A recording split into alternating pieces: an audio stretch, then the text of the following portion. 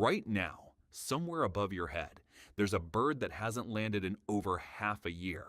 It hasn't perched on a branch. It hasn't stood on the ground. It hasn't even stopped moving. It eats while flying. It sleeps while flying. Some of them even mate while flying. This isn't a myth. This is a real bird, and it might be flying over your house right now. It's called the common swift. And once it leaves the nest, it can stay in the air continuously for up to 10 months straight. Let that sink in for a second. 10 months, no landing, no rest on solid ground, just flight. So how is that even possible? First, you have to understand what makes a swift different from basically every other bird you've ever seen.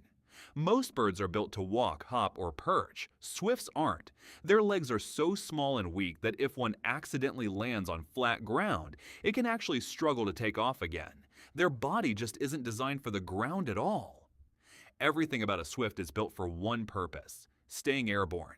Their wings are long, thin, and curved, shaped almost like a boomerang, built to slice through air with as little effort as possible.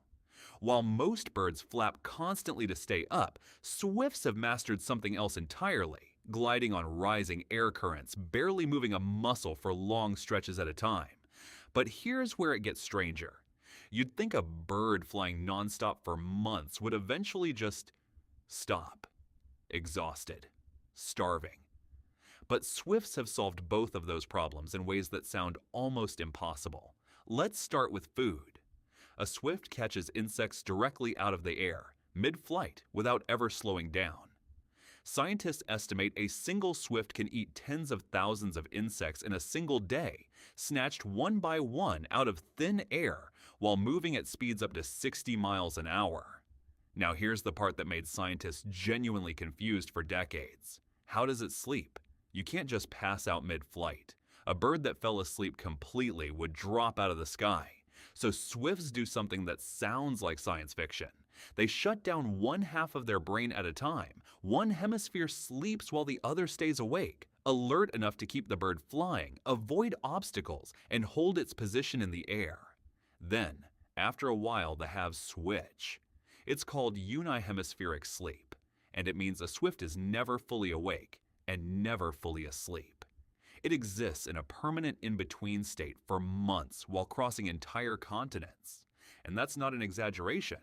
During those months in the air, swifts aren't just circling one spot.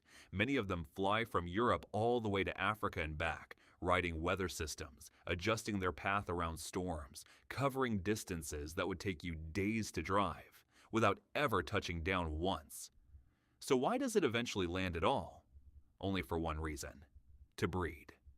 Swifts return to the same nesting sites, often the exact same crack in the exact same building year after year, to lay eggs and raise their next generation. Once the chicks are ready to fly, the adults leave again, back into the sky, back into that same non-stop existence. And here's the detail that makes this even harder to process. Young swifts, the very first time they leave the nest, don't practice landing first. Their first flight is the beginning of a journey that can last 2 or even 3 years before they touch a surface again. 3 years. A creature that hatches, flies, and doesn't land again until it's practically an adult. We tend to think of flight as something that happens between 2 points, a takeoff and a landing.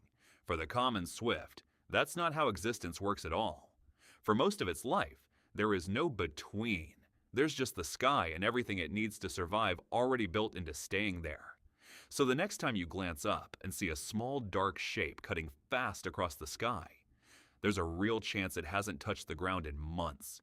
It's not resting somewhere nearby. It's not coming down anytime soon.